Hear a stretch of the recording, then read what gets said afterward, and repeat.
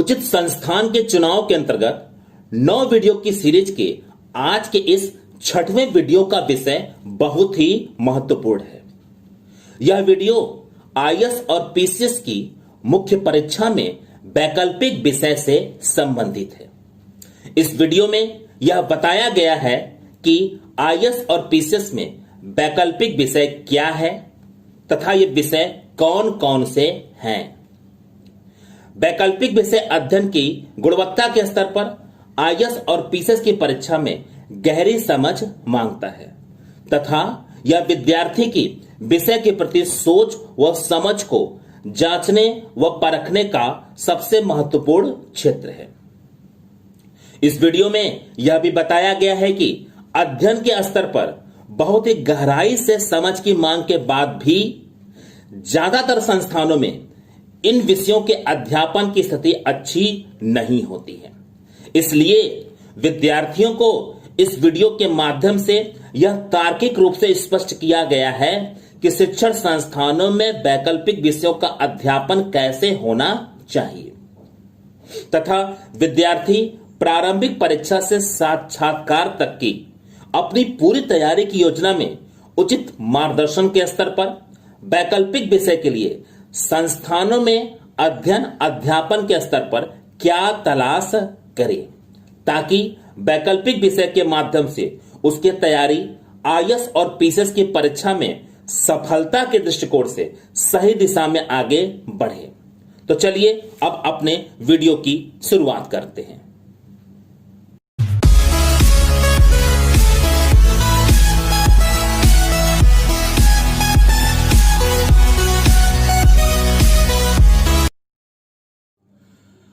नमस्कार दोस्तों, मेरा नाम रितेश श्रीवास्तव है। आईएएस और पीसीएस के स्टूडेंट उचित संस्थान का चुनाव कैसे करें के अपने वीडियो सीरीज को हम अब आगे बढ़ाते हैं। यह मेरा 6वां वीडियो है। इसके पहले के वीडियो नंबर 5 में मैंने आईएएस और पीसीएस की मुख्य परीक्षा के सामान्य अध्ययन के प्रश्न पत्रों के लिए उचित संस्थान के चुनाव पर चर्चा की थी। अब आज के इस वीडियो में आईएएस और पीसीएस की मुख्य परीक्षा में शामिल वैकल्पिक विषय पर उचित संस्थान के चुनाव के दृष्टिकोण से चर्चा करूंगा। यहां पर मैं यह स्पष्ट कर दूं कि इस वीडियो का विषय यह नहीं है कि हमारा वैकल्पिक विषय क्या होगा या वैकल्पिक विषय का चुनाव हम कैसे करेंगे। यहां पर इस वीडियो का विषय यह है कि आपके चुने गए वैकल्पिक विषयों के अध्ययन के लिए आपने जो संस्थान चुना है वह सही है या नहीं है, क्योंकि हम 9 वीडियो की सीरीज इसीलिए चला रहे हैं कि विद्यार्थी प्रारंभिक परीक्षा से साक्षात्कार तक की अपनी तैयारी की योजनाओं के लिए उचित संस्थान का चुनाव तार्किक दृष्टिकोण से आसानी से कर पाए। तो चलिए अब अपने इस वीडियो की शुरुआत कर लेते हैं। आईएएस और पीसीएस की परीक्षा में वैकल्पिक विषय या ऐच्छिक विषय, जिसे हम इंग्लिश में ऑप्शनल सब्जेक्ट कहते हैं, जिसका इस परीक्षा में एक विद्यार्थी के रूप में चुनाव करने के लिए हम स्वतंत्र होते हैं तथा हमारे चुने गए एक वैकल्पिक विषय में ही हमें परीक्षा देने का अधिकार प्राप्त होता है। वैकल्पिक विषयों की आईएएस और पीसीएस में एक लिस्ट है। यूपीएससी द्वारा जारी किए गए आईएएस के लिए ऐच्छिक या वैकल्पिक विषयों की सूची के 2 समूह हैं। इसके समूह 1 में कुल 25 विषयों में कृषि विज्ञान, जिसे हम इंग्लिश में एग्रीकल्चर कहते हैं, नृविज्ञान जिसे हम इंग्लिश में एंथ्रोपोलॉजी कहते हैं, रसायन विज्ञान, वाणिज्यिक शास्त्र तथा लेखा विधि जिसे हम इंग्लिश में कॉमर्स एंड अकाउंटेंसी कहते हैं, वैद्युत इंजीनियरिंग, इलेक्ट्रिकल इंजीनियरिंग, भू विज्ञान जिसे हम इंग्लिश में जियोलॉजी कहते हैं, पशुपालन एवं पशु चिकित्सा विज्ञान जिसे हम इंग्लिश में animal husbandry and veterinary science कहते हैं, वनस्पति विज्ञान, सिविल इंजीनियरिंग, अर्थशास्त्र, भूगोल, इतिहास, विधि, गणित, चिकित्सा विज्ञान जिसे हम इंग्लिश में मेडिकल साइंस कहते हैं, भौतिकी, फिजिक्स, मनोविज्ञान साइकोलॉजी, समाजशास्त्र सोशियोलॉजी, प्राणी विज्ञान जूलॉजी, प्रबंध मैनेजमेंट, यांत्रिक इंजीनियरिंग, मैकेनिकल इंजीनियरिंग, दर्शन शास्त्र जिसे हम फिलॉसफी कहते हैं, राजनीति विज्ञान तथा अंतरराष्ट्रीय संबंध, सांख्यिकी जिसे हम इंग्लिश में स्टैटिस्टिक्स कहते हैं, तथा लोक प्रशासन है जिसे हम इंग्लिश में पब्लिक एडमिनिस्ट्रेशन कहते हैं। इसे सूक्ष्म रूप से पब्लिक एड भी कहा जाता है, शामिल है। जबकि समूह 2 में किसी एक भाषा का साहित्य जिसके अंतर्गत असमिया, बंगाली, बोडो, डोगरी, गुजराती, हिंदी, कन्नड़, कश्मीरी, कोंकणी, मैथिली, मलयालम, मणिपुरी, मराठी, नेपाली, उड़िया, पंजाबी, संस्कृत, संथाली, सिंधी, तमिल, तेलुगु, उर्दू और अंग्रेजी लिया जा सकता है। यहां पर जितनी भी भाषाएं बताई गई हैं उनमें से किसी भी एक भाषा के साहित्य को वैकल्पिक विषय के रूप में चुना जा सकता है। इनकी कुल संख्या 23 है, जिसमें से 22 संविधान की 8वीं अनुसूची में शामिल भाषाओं का ही साहित्य है, जबकि अंग्रेजी का साहित्य अलग से जुड़ा है। चूंकि आईएएस में केवल एक ही वैकल्पिक विषय का चुनाव करना होता है, इसलिए दोनों ही समूहों व्यक्त किए गए विषय जिसमें 25 विषय शामिल हैं या भाषा के आधार पर साहित्य जिसमें कुल 23 भाषा साहित्य शामिल हैं में से किसी भी मात्र एक विषय को ही वैकल्पिक विषय के रूप में चुनना है। दूसरी तरफ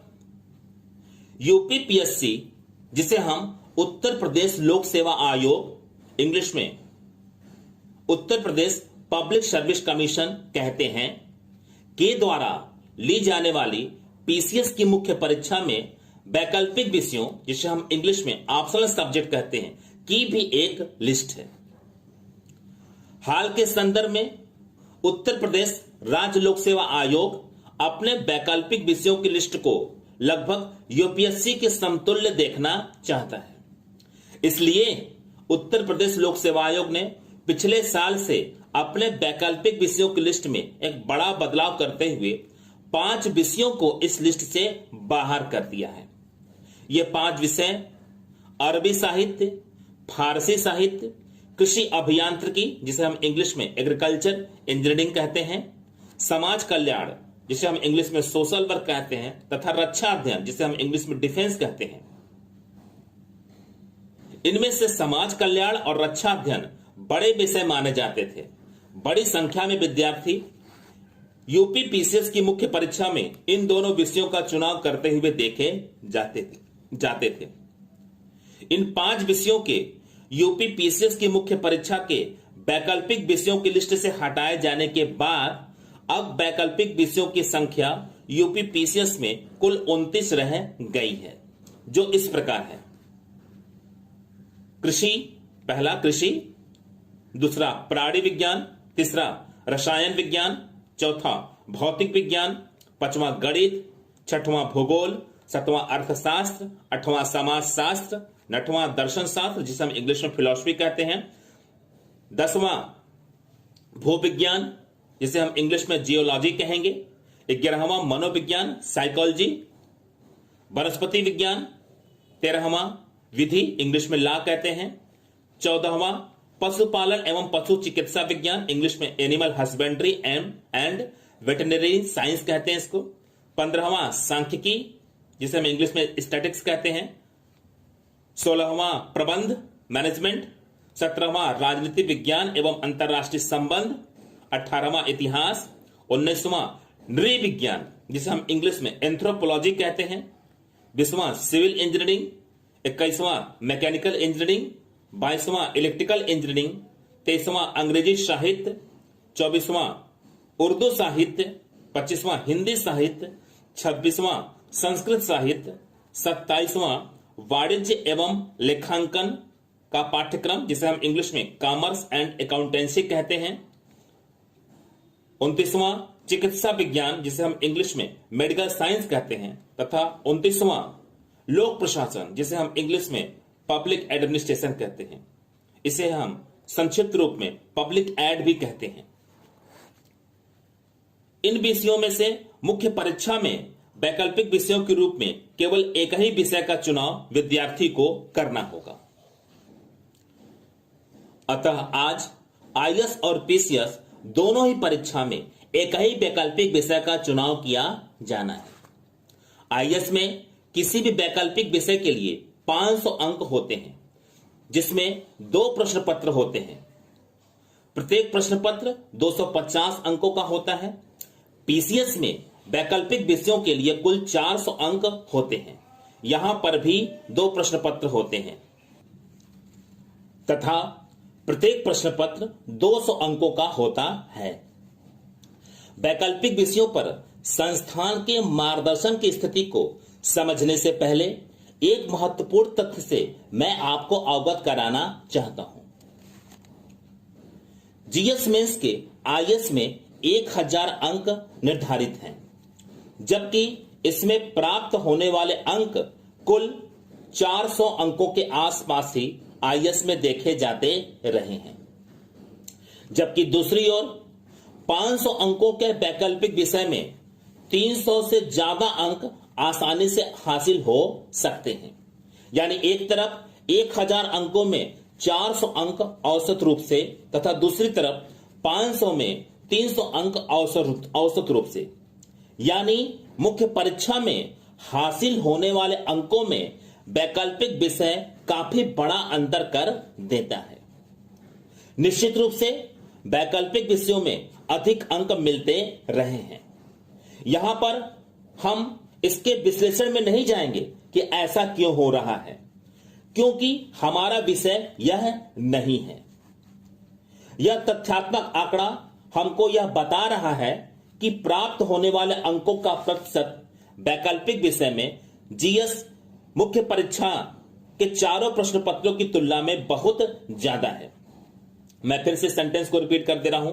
यह तथ्यात्मक आंकड़ा हमको यह बता रहा है कि प्राप्त होने वाले अंकों का प्रतिशत वैकल्पिक विषय में जीएस मुख्य परीक्षा के चारों प्रश्न पत्रों की तुलना में बहुत ज्यादा है तथा इसमें केवल एक ही विषय का अध्ययन किया जाता है, जबकि सामान्य अध्ययन के चारों प्रश्न पत्रों में बहुत सारे विषय शामिल होते हैं। अतः तुलनात्मक रूप से सामान्य अध्ययन के विषयों से हटकर वैकल्पिक विषय एक ही विषय मात्र के सिलेबस के अध्ययन तक सीमित रहने के कारण काफी आसान लगने लगता है। मैं फिर से सेंटेंस को रिपीट करना चाहूंगा। अतः तुलनात्मक रूप से सामान्य अध्ययन के विषयों से हटकर वैकल्पिक विषय एक ही विषय मात्र के सिलेबस के अध्ययन तक सीमित रहने के कारण काफी आसान लगने लगता है तथा अंक भी ज्यादा मिलते रहे हैं, लेकिन वास्तव में ऐसा नहीं है तथा इसमें प्राप्त होने वाले 300 से ज्यादा अंक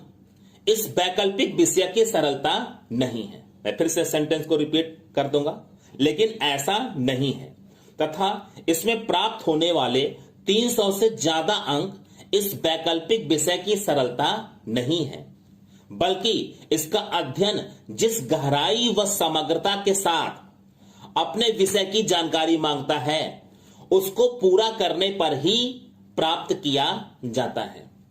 अतः वैकल्पिक विषय में 300 से ज्यादा अंक तभी हासिल होते हैं जब हम किसी सामान्य अध्ययन के अन्य विषय की तुलना में अपने वैकल्पिक विषय पर एक गहरी समझ तथा उसके समग्र अध्ययन को प्राप्त कर चुके होते हैं। मैं फिर से सेंटेंस को रिपीट करना चाहूंगा। अतः वैकल्पिक विषय में 300 से ज्यादा अंक, जो 350 से भी ज्यादा हो सकते हैं, 500 में तभी हासिल होते हैं जब हम किसी सामान्य अध्ययन के अन्य विषयों की तुलना में अपने वैकल्पिक विषय पर एक गहरी समझ तथा उसके समग्र अध्ययन को प्राप्त कर चुके रहते हैं। अर्थात सामान्य अध्ययन के अंतर्गत आने वाले किसी विषय से ज्यादा और बहुत ज्यादा गहरी समझ और समग्रता की आवश्यकता आपके वैकल्पिक विषय में पड़ने वाली है। नहीं तो 300 से ज्यादा अंक पाना संभव नहीं है और 350 से ऊपर तो बहुत दूर की बात होती है। इसलिए संस्थानों में इस वैकल्पिक विषय के अध्यापन के लिए सही शिक्षक व सही सामग्री का मिलना बहुत जरूरी है, क्योंकि अच्छे अंक हासिल करने के साथ इस विषय के माध्यम से आईएएस और पीसीएस में आपके अंतिम रूप से चयन की स्थिति काफी मजबूत हो जाती है। मैं फिर से सेंटेंस को रिपीट करना चाहूंगा, क्योंकि अच्छे अंक हासिल कर लेने के साथ इस विषय के माध्यम से आईएएस और पीसीएस में आपके अंतिम रूप से चयन यानी कि फाइनली सिलेक्शन की स्थिति काफी मजबूत हो जाती है। यह प्रश्न पत्र आपको इतने अंक हासिल करा सकता है जिसके माध्यम से अंतिम परिणाम में जो अंक अंततः आपको हासिल होते हैं, उस अंकों में इस विषय के अंकों से आपकी स्थिति काफी मजबूत हो जाती है, आप सुरक्षित भी हो सकते हैं। यहां इन सारी बातों को मैं इतना ज्यादा जोर देकर इसलिए बता रहा हूं क्योंकि मैंने बहुत से संस्थान देखे हैं जहां पर शिक्षक आता है, पढ़ाने की इच्छा रखता है, यदि संस्थान की आवश्यकता होती है तो उस शिक्षक की क्लास लगा भी दी जाती है, लेकिन शिक्षक अपने विषय में खासकर वैकल्पिक विषय का कितना जानकार है, वह अपने विषय पर कितनी गहरी समझ रखता है तथा स्वयं उसकी मानसिक समझ क्षमता वैकल्पिक विषय के दृष्टिकोण से कितनी बेहतर है तथा क्या वो विषय का विश्लेषणात्मक अध्ययन करा पाता है। यह सेंटेंस बहुत महत्वपूर्ण है। तथा क्या वो विषय का विश्लेषणात्मक एनालिटिकल स्टडी करा पाता है तथा क्या परीक्षा में आने वाले प्रश्नों का विश्लेषणात्मक आधार पर उत्तर एनालिटिकल बेस पर उत्तर लिखवाने की क्षमता रखता है या नहीं। इन बातों को उन संस्थानों में ज्यादा महत्व नहीं दिया जाता है। परीक्षा की मांग के सापेक्ष वैकल्पिक विषय को पढ़ाने वाले शिक्षक की यह अपेक्षित योग्यता एक शिक्षक में बहुत आसानी से नहीं मिलती है, क्योंकि वैकल्पिक विषय के मुख्य परीक्षा के दृष्टिकोण से अध्ययन का मूल आधार है विश्लेषण क्षमता, जबकि यहां अफसोस यह है कि ज्यादातर शिक्षकों को तो विश्लेषण का अर्थ तक ठीक से पता नहीं रहता है। अपने विषय को विश्लेषणात्मक आधार पर पढ़ाना तो दूर की बात है। लेकिन संस्थानों की स्थितियां ऐसी होती हैं कि ये शिक्षक अपने एकेडमिक ज्ञान के बल पर विषय को आईएएस के और पीसीएस के भी वैकल्पिक विषय के स्तर पर पढ़ाने के लिए तैयार हो जाते हैं। यहां पर इसको मैं स्पष्ट कर दूं, मान लीजिए कि आपको राजनीति विज्ञान वैकल्पिक विषय का अध्ययन करना है। अब शिक्षक राजनीति विज्ञान को अपने एकेडमिक लेवल के बीए के पाठ्यक्रम में पढ़ाता रहा है। वहां पर उस विषय के साथ उसके ज्ञान का स्तर एकेडमिक बना हुआ है, शैक्षणिक है। उसे लगता है कि अपने इस विषय को सिविल सेवा में भी होने के कारण वह सिविल सेवा में इसे वैकल्पिक विषय के रूप में भी आसानी से पढ़ा सकता है, लेकिन ऐसा बिल्कुल भी नहीं है। एक शिक्षक के रूप में मुझे इस बात का काफी दुख है, इसीलिए मैं अपने संस्थान में केवल वो वैकल्पिक विषय चलाता हूं जिसका अध्यापन विश्लेषणात्मक आधार पर और जिसका उत्तर लेखन विश्लेषणात्मक आधार पर अध्यापन के माध्यम से मैं खुद करवाता हूं तथा विषय की गहरी समझ तथा समग्र अध्यापन कराने के लिए अपने विद्यार्थियों को अध्यापन में पूरा समय भी देता हूं। इस सेंटेंस को फिर ध्यान दीजिएगा, अपने विद्यार्थियों को अध्यापन में पूरा समय भी देता हूं। जबकि और किसी वैकल्पिक विषय की कक्षाएं शिक्षक के सही अस्त्र ज्ञान की पूर्ति न होने के कारण आज के परीक्षा के मानकों के स्तर पर मैं चलवाता ही नहीं हूं। इसलिए एक सही संस्थान के चुनाव के अंतर्गत जब आप मुख्य परीक्षा के वैकल्पिक विषय के स्तर पर बात करें तो प्राथमिक रूप से शिक्षक की विषय पर शैक्षणिक योग्यता तथा उसकी बौद्धिक योग्यता को समझने के साथ ही यह प्राथमिक अवस्था है। यह शिक्षक की मूल योग्यता नहीं है कि आप उसके शैक्षणिक योग्यता को जानें और उसके बौद्धिक योग्यता को जानें। महत्वपूर्ण बात यह है कि वैकल्पिक विषय की सामग्री संस्थान में आप पूरी तरह से जरूर देखें, अर्थात सामग्री का सैंपल नहीं देखना है बल्कि पूरी की पूरी सामग्री देखनी है, क्योंकि यह मानी हुई बात है कि आज आईएएस और पीसीएस की मुख्य परीक्षा में वैकल्पिक विषय का अध्ययन इसके सिलेबस के तहत मात्र सिलेक्टिव अध्ययन न होकर संपूर्ण व समग्र अध्ययन करने पर सिलेबस के लिए परिवर्तित हो गया है, जहां पर सिलेबस के पूरे ज्ञान के साथ विषय की सामग्री को क्लास में लिखवाकर पढ़ाना संभव नहीं है। इसलिए आप पूरे सिलेबस की सामग्री पूरी तरह से संस्थान में जरूर देखें तथा इसके साथ ही एक क्वेश्चन बैंक जो आईएएस और पीसीएस में आने वाले कुछ साल के प्रश्नों का कलेक्शन हो, इसको भी जरूर देखें तथा जिस शिक्षक से आपको पढ़ना है या पढ़वाया जाएगा संस्थान में, आपको उसके द्वारा लिखवाया गया परीक्षा में आए हुए प्रश्नों का उत्तर खासकर आईएएस का जरूर देखना चाहिए तथा ऐसे मॉडल उत्तरों की संख्या कम से कम 10 जरूर होनी चाहिए,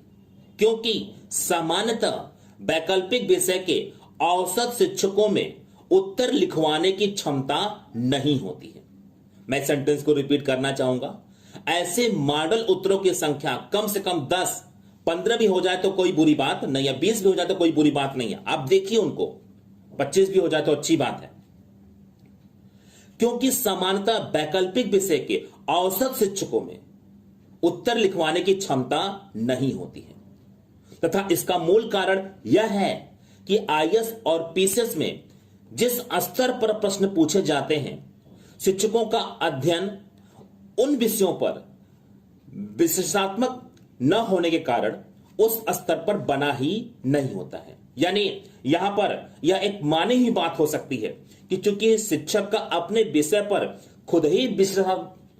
एनालिटिकल अध्ययन नहीं हुआ रहता है, इसलिए आईएएस और पीसीएस के प्रश्न चूंकि एनालिटिकल आधार पर ही तैयार होते हैं, उन प्रश्नों का उत्तर लिखवाना उनके लिए बहुत ज्यादा संभव होने वाला नहीं है। इसका परिणाम उत्तर न लिखवा पाने की स्थिति के रूप में प्रत्यक्ष रूप से देखा जा सकता है तथा ऐसे शिक्षक क्लास में उत्तर लिखवाने से बचते रहते हैं तथा ऐसे शिक्षक क्लास में उत्तर लिखवाने से बचते रहते हैं या पहले से ही कहीं से तैयार कराया गया उत्तर आकर क्लास में लिखवा देते हैं। इसलिए सुरक्षित भविष्य के लिए उचित मार्गदर्शन की तलाश में बहुत से बिंदुओं में से वैकल्पिक विषय पर अपने सही संस्थान के चुनाव के लिए इन बिंदुओं से जुड़कर संस्थान की तलाश आप जरूर करें, क्योंकि आपकी अंतिम सफलता में आपके वैकल्पिक विषय की सबसे ज्यादा महत्वपूर्ण भूमिका होती है।